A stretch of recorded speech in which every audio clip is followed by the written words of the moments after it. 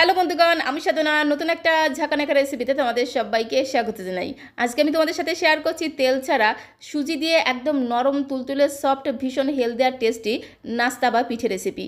বানানো যেমন সোজা, খেতেও তেমন টেস্টি হয়। তাও আবার রান্নাঘরে থাকা মাত্র কয়েকটা উপকরণ দিয়ে ঝটপট করে বানিয়ে নেওয়া যায়, যাকে বলে স্বাদে গন্ধে ভরপুর একটা খেলে আর একটা খেতে মন চাইবে।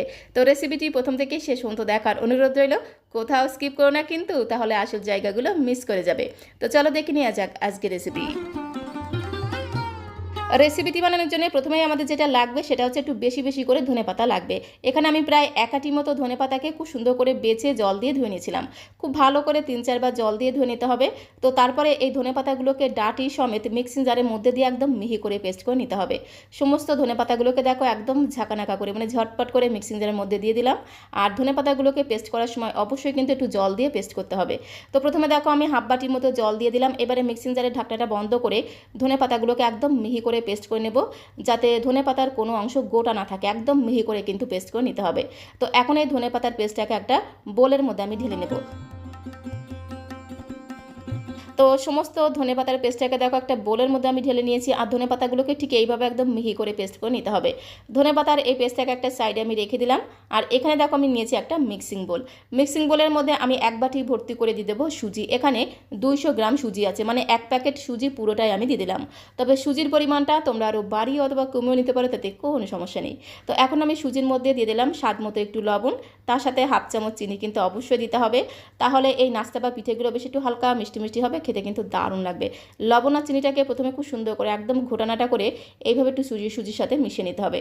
খুব ভালো করে দেখো লবণ আর চিনিটাকে একটু সুজির সাথে মেশানো হয়ে গেল। তো এখন আমি এর মধ্যে যে ধনেপাতার পেস্টটাকে একদম মিহি করে বেটে রেখেছিলাম, সেই ধনেপাতার পেস্টটাকে দিয়ে দিলাম। তো হাফ বাটি ধনেপাতার পেস্ট আমি এর মধ্যে দিয়ে দিলাম। তো প্রথমে ধনেপাতার পেস্ট দিয়ে খুব ভালো করে মিশিয়ে নেব।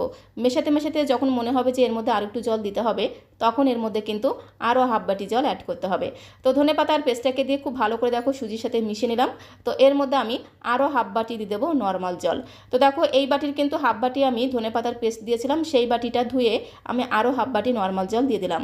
এবার খুব ভালো করে মিশিয়ে নেব। সুজির এই মিশ্রণটা যেন খুব বেশি পাতলা না হয়ে যায়, খুব বেশি গাঢ় না হয়ে যায়। তো 1 বাটি সুজির মধ্যে আমি হাফ বাটি ধনেপাতার পেস্ট, তার সাথে হাফ বাটি নর্মাল জল দিয়ে খুব সুন্দর করে ঘোটানাটা করে মিশিয়ে সুজির এরকম একটা মিশ্রণ তৈরি করলাম। তো সুজির এই মিশ্রণটাকে এখন একটু ধামাচাপা দিয়ে রাখতে হবে, মানে ঢাকনাটা বন্ধ করে সুজিটাকে জাস্ট 10 থেকে 15 মিনিটের জন্য একটু রেস্টে রেখে দেবো। এতে সুজিগুলো খুব সুন্দরভাবে ভিজে গিয়ে নরম হয়ে যাবে, সাথে সাথে সুজিগুলো ফুলে একদম ডবল হয়ে যাবে। তো সুজিটা এদিকে একটু ভিজতে থাক, ততক্ষণে আমি আজকের এই পিঠে বা নাস্তার সাথে খাওয়ার জন্য টমেটোর একটা চটপটা চাটনি তৈরি করে নেব। তো তার জন্য দেখো গ্যাসের ফ্লেমটা অন করে দিয়ে একটা প্যান বসিয়ে দিয়েছি। প্যানটা একটু গরম হয়ে গেলে জাস্ট 2 চামচের মতো দিয়ে দিলাম একটু সর্ষের তেল। তেলটা একটু গরম হয়ে গেলে 4 থেকে 5টা দিয়ে দিলাম শুকনো লঙ্কা। আর টমেটোর এই চাটনিতে যদি শুকনো লঙ্কা একটু বেশি করে দেওয়া হয়, খেতে কিন্তু দারুণ চটপটা হবে। বেশ একটু ঝাল ঝাল মিষ্টি মিষ্টি টক টক হবে, খেতে অসাধারণ টেস্টি লাগবে। তো খুব ভালো করে নেড়েছেড়ে শুকনো লঙ্কাগুলোকে প্রথমে একটু লাল লাল করে ভেজে নিতে হবে। শুকনো লঙ্কা থেকে যখন খুব সুন্দর একটা ভাজা গ্রান বেরিয়ে এসেছে, তখন আমি এর মধ্যে 1 চামচের 3 ভাগের 1 ভাগ দিয়ে দিলাম কালো সর্ষে ফোড়ন। কালো সর্ষের জায়গায় তোমরা কিন্তু জিরে ফোড়নও দিতে পারো, তবে যদি একটু সর্ষে ফোড়ন দেওয়া হয় খুব সুন্দর টেস্ট হয়, সাথে সাথে ঘ্রাণটাও কিন্তু দুর্দান্ত হয়। দিয়ে দিলাম 2 চামচ ভর্তি করে ছোলার ডাল। ছোলার ডালগুলোকে দিয়ে একটু হালকা করে নেড়ে ছেড়ে ভেজে নেওয়ার পরে এর মধ্যে আমি 3টে ছোটো সাইজের টমেটোকে ছোটো ছোটো পিস করে কেটে দিয়ে দিলাম। তার সাথে দিয়ে দিলাম 2টো কাঁচা লঙ্কা। এবারে খুব ভালো করে নেড়ে ছেড়ে 2 মিনিট সময় ধরে টমেটোগুলোকে একটু হালকা করে ভেজে নেব। একটু হালকা করে নাড়াচাড়া করে ভেজে নিলে টমেটো থেকে খুব সুন্দর একটা ভাজা গ্রান বেরিয়ে আসবে। টমেটোগুলোকে একটু হালকা করে নেড়ে ছেড়ে ভেজে নেওয়ার পরে এর মধ্যে আমি দিয়ে দেবো স্বাদ মতো লবণ, সাথে দিয়ে দেবো পরিমাণ মতো একটু হলুদের গুঁড়ো, তার সাথে খুব সুন্দর একটা রঙের জন্য দিয়ে দেবো একদমই সামান্য পরিমাণে একটু কাশ্মীরি লাল লঙ্কার গুঁড়ো। এতে টমেটো চাটনির কালারটা কিন্তু আরও দুর্দান্ত হবে। সমস্ত গুঁড়ো মশলাগুলোকে দিয়ে খুব ভালো করে নেড়ে ছেড়ে মিশিয়ে নেওয়ার পরে এর মধ্যে আমি স্বাদ মতো হাফ চামচ দিয়ে দেবো চিনি। একটু চিনি কিন্তু অবশ্যই দিতে হবে, তাহলে দেখবে টমেটোর এই চাটনিটা বেশ একটু টক টক মিষ্টি মিষ্টি ঝাল ঝাল খেতে হবে, খেতে কিন্তু দারুণ লাগবে।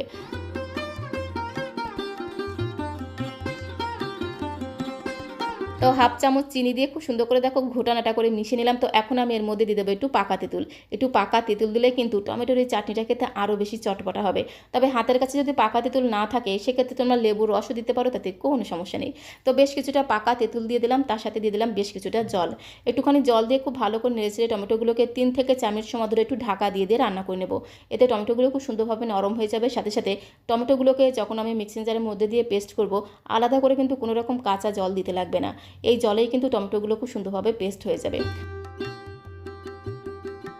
তো গ্যাসের ফ্লেমটা মিডিয়াম টু লো করে দিয়ে 3 থেকে 4 মিনিট সময় ধরে টমেটোগুলোকে খুব সুন্দর করে রান্না করে নিয়েছি। টমেটোগুলো খুব সুন্দরভাবে নরম হয়ে গেছে। খুন্তি দিয়ে খুব ভালো করে নেড়েচেড়ে মিশিয়ে নেব। আর এরকম একটু ঝোল রাখতে হবে, এর থেকে যেন বেশি শুকিয়ে না যায়। গ্যাসের ফ্লেমটা বন্ধ করে দিলাম। তো এখন এই টমেটোগুলোকে খুব ভালো মতো ঠান্ডা করে নিতে হবে। গরম অবস্থায় কিন্তু মিক্সি জারের মধ্যে দেওয়া যাবে না। খুব ভালো মতো ঠান্ডা করে নিয়ে তারপরে আমি টমেটোগুলোকে মিক্সি জারের মধ্যে দিয়ে একদম মিহি করে পেস্ট করে নেব। এর মধ্যে কিন্তু আলাদা করে কোনো জল দিতে লাগবে না। টমেটোর মধ্যে যে জলটা আছে সেই জলেই কিন্তু টমেটোগুলো খুব সুন্দরভাবে পেস্ট হয়ে যাবে।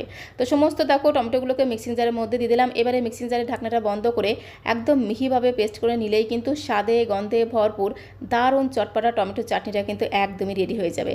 তো এখন এই টমেটো চাটনিটাকে একটা ছোট্ট বাটির মধ্যে আমি ঢেলে নেব। আর কোনো কিছু এর মধ্যে দিতে লাগবে না। এইভাবে একটু পেস্ট করে নিলেই কিন্তু টমেটোর এই চাটনিটা খেতে দারুণ টেস্টি হয়। আজকের নাস্তার সাথে এরকম একটা টমেটো চাটনি থাকলে কিন্তু আর কিচ্ছু লাগবে না, খেতে এতটাই টেস্টি হয়। তো এখন এই টমেটো চাটনিটাকে একটা সাইডে রেখে দিতে হবে। আর এদিকে দেখো প্রায় 15 মিনিট হয়ে গেছে। সুজিটাকে ভিজিয়ে ঢাকা দিয়ে আমি রেস্টে রেখে দিয়েছিলাম, যার কারণে কিন্তু সুজিটা খুব সুন্দরভাবে ভিজে গিয়ে একেবারেই নরম হয়ে গেছে। তো একটা কাঁটা চামচের সাহায্যে সুজিটাকে খুব ভালো করে একটু ঘোটানাটা করে মিশিয়ে নিয়ে সুজির এই মিশ্রণটাকে মিক্সিং জারের মধ্যে দিয়ে একদম মিহি করে পেস্ট করে নেব। তো সমস্ত সুজির মিশ্রণটাকে একদম ঝাঁকানাকা করে মানে ঝটপট করে মিক্সিং জারের মধ্যে দিতে হবে। আর মিক্সিং বোলটা ধুয়ে সামান্য পরিমাণে জল দেবো, খুব বেশি কিন্তু জল দেবো না, একদমই সামান্য পরিমাণে জল দিয়ে মিক্সিং জারের ঢাকনাটা বন্ধ করে সুজিটাকে একদম মিহি করে পেস্ট করে নিতে হবে। সুজিটাকে দেখো একদমই কিন্তু মিহি করে পেস্ট করে নিয়েছি। তো সুজির এই ব্যাটারটাকে এখন একটা বোলের মধ্যে আমি ঢেলে নেব। আর তোমরা দেখিয়ে বুঝতে পারছো সুজিটা কত সুন্দর একদম মিহিভাবে পেস্ট হয়েছে। এইভাবে কিন্তু সুজিটাকে একদম মিহিভাবে পেস্ট করে নিতে হবে। তো তারপরে সুজির এই ব্যাটারটাকে একটা বড় মিক্সিং বোলের মধ্যে আমি ঢেলে নিলাম। তো তারপরে সুজির ব্যাটারের মধ্যে যেটা দিতে হবে সেটা হচ্ছে একটু বেকিং সোডা বা খাবার সোডা। এটা কিন্তু বেকিং পাউডার নয়, বেকিং সোডা। তো একটুখানি বেকিং সোডা দিয়ে খুব ভালো করে একটা হ্যান্ড উইস্কের সাহায্যে একদম ঘোটানাটা করে মিশিয়ে নেব। হাতের কাছে যদি বেকিং সোডা না থাকে সেক্ষেত্রে তোমরা সামান্য পরিমাণে ইনোও দিয়ে দিতে পারো। একটুখানি ইনো অথবা একটুখানি বেকিং সোডা দিয়ে খুব ভালো করে যদি ব্যাটারের সাথে মিশিয়ে নেওয়া যায় তাহলে সুজির এই ব্যাটারটা দেখবে একদমই কিন্তু হালকা ফুলকা ফ্লফি তৈরি হবে, যার কারণে সুজির এই পিঠে বা নাস্তাগুলো কিন্তু একদম নরম তুলতুলে সফট আর স্পঞ্জি তৈরি হবে, খেতেও কিন্তু দারুণ লাগবে। ব্যাটারের ঘনত্বটা তোমরা দেখিয়ে বুঝতে পারছো, ঠিক এইরকম একটা গাঢ় ঘনত্বের ব্যাটার আমাদের তৈরি করতে হবে, ব্যাটারটা যেন বেশি পাতলা না হয়ে যায়। তো এখন আমি সুজির এই পিঠে বা নাস্তাগুলোকে তৈরি করে নেব। তার জন্য নিয়েছি একটা ইডলি মেকার। হাতের কাছে যদি ইডলি মেকার না থাকে সেক্ষেত্রে তোমরা এরকম ছোটো ছোটো স্টিলের বাটির মধ্যে দিয়েও কিন্তু এইভাবে নাস্তাগুলো তৈরি করতে পারো, তাতে কোনো সমস্যা নেই। তো এখন এই ইডলি মেকারের মধ্যে আমি সামান্য পরিমাণে একটু সাদা তেল এইভাবে ব্রাশ করে দেবো। তাহলে পিঠেগুলোকে ভাপানোর পরে কিন্তু খুব সহজে কিন্তু পিঠেগুলো মেকার থেকে উঠে আসবে, একটুও কিন্তু লেগে থাকবে না, ভেঙেও যাবে না। তো একদমই কিন্তু সামান্য পরিমাণে সাদা তেলে ব্রাশ করে দিয়ে হাফাতা করে ব্যাটার এইভাবে এর মধ্যে দিতে হবে। খুব বেশি কিন্তু ব্যাটার দেওয়া যাবে না, কারণ এই পিঠে বা নাস্তাগুলো ফুলে কিন্তু একদম ডবল হয়ে যায়। তাই এরকম কিন্তু একটু ফাঁকা রেখে রেখে ব্যাটার দিতে হবে। তো তারপরে খুব সুন্দর করে একদম ঝাঁকানাকা করে একটু ট্যাপ ট্যাপ করে দিতে হবে, এতে কিন্তু এই ব্যাটারটা খুব সুন্দরভাবে সেট হয়ে যায়। তো এখন এই নাস্তাগুলোকে আমি ভাপিয়ে নেব। তার জন্য দেখো সরাসরি চলে আসলাম কড়াইয়ের কাছে। এদিকে দেখো গ্যাসের ফ্লেমটা অন করে দিয়ে একটা ইডলি কড়াইতে বেশ কিছুটা জল আমি গরম হতে বসিয়ে দিয়েছিলাম। জলটা যখন টকবক করে ফুটতে শুরু করে দিয়েছে তখন সেই টকবক করা ফুটন্ত গরম জলের উপরে এই ইডলি প্যানটাকে খুব সাবধানে একদম সোজা করে বসিয়ে দিতে হবে। প্যানটা যেন কাত না হয়ে যায়, তাহলে ব্যাটারটাও কিন্তু ছড়িয়ে পড়বে। তো তারপরে খুব সাবধানে একটু ধামাচাপা দিয়ে রাখতে হবে, মানে ঢাকনাটা বন্ধ করে গ্যাসের ফ্লেমটা মিডিয়াম করে দিয়ে 6-7 মিনিট সময় ধরে চোখ বন্ধ করে পিঠেগুলোকে একটু ভাপে নিতে হবে। তো এখন আমি তোমাদের 6-7 মিনিট পরে ঢাকনাটা তুলে দেখাচ্ছি। দেখো এই পিঠেগুলো কত সুন্দর ফুলে একদম ডবল হয়ে গেছে। আর এই সময় একটা কাঠি দিয়ে চেক করে দেখতে হবে ভেতরে কাঁচা ভাব আছে কিনা। তো আমি একটু চেক করে দেখলাম কাঠির গায়ে লেগে নেই, মানে ভেতরে একটুও কাঁচা ভাব নেই, খুব সুন্দরভাবে কিন্তু ভাপানো হয়েছে। তো আমি কিন্তু সেই কাঠি দিয়ে চেক করা জায়গাটা একদমই কিন্তু স্কিপ করে গেছি, তো তোমরা কিন্তু অবশ্যই একটু চেক করে দেখবে। তো তারপরে প্যানটাকে খুব সাবধানে নিচে নামিয়ে একটু হালকা করে পিঠেগুলোকে ঠান্ডা করে নেব। একেবারে কিন্তু পুরোপুরি ঠান্ডা করব না, কারণ এই পিঠেগুলো কিন্তু গরম গরম খেতে বেশি ভালো লাগে। গরম অবস্থায় একদম নরম তুলতুলে সফট থাকে, খেতে অসাধারণ টেস্টি লাগে। তো একটু হালকা করে ঠান্ডা করে নিলে কি হয়, এই পিঠেগুলো অটোমেটিক্যালি কিন্তু প্যান থেকে উঠে আসে। তো তারপরে এরকম একটা স্পেশালটা দিয়ে টানলে দেখো কত সহজে কিন্তু পিঠেগুলো প্যান থেকে উঠে এসেছে, একটুও কিন্তু ভেঙেও যায়নি, লেগেও যায়নি। তো একে একে সমস্ত নাস্তা বা পিঠেগুলোকে দেখো একটা প্লেটের মধ্যে আমি সাজিয়ে নিলাম। দেখতে দেখো কত সুন্দর হয়েছে। এর মধ্যে যেহেতু ধনেপাতার পেস্ট দেওয়া ছিল, খুব সুন্দর টেস্ট হয়, সাথে সাথে ঘ্রাণটাও কিন্তু দুর্দান্ত হয়, আর কালারটাও অপূর্ব সুন্দর হয়। তো একটি পিঠে আমি তোমাদের ছিঁড়ে দেখিয়ে দিলাম, ভেতরে দেখো কত সুন্দর একদম জালিদার স্পঞ্জি নরম তুলতুলে তৈরি হয়, খেতে কিন্তু দারুণ টেস্টি হয়। আর এর সাথে থাকে যদি ঘরে বানানো টমেটো চাটনি, তাহলে তো কোনো কথাই নেই। ঘরে বানানো এই টমেটো চাটনির সাথে খেতে কিন্তু দারুণ লাগে। তো আজকের এই পিঠে বা নাস্তা রেসিপিটা তোমাদের কাছে কেমন লাগলো অবশ্যই কমেন্ট বক্সে লিখে জানিও। ভালো লাগলে একটা লাইক আর শেয়ার করে দেওয়ার অনুরোধ রইল। আর নতুন বন্ধু হয়ে থাকলে চ্যানেলটিকে সাবস্ক্রাইব করে দিয়ে পাশে থাকার অনুরোধ রইল। তাহলে যখন এরকম সুন্দর সুন্দর নতুন নতুন রেসিপি আপলোড করব, সঙ্গে সঙ্গে নোটিফিকেশন আগে তোমার কাছে পৌঁছে যাবে। ধন্যবাদ।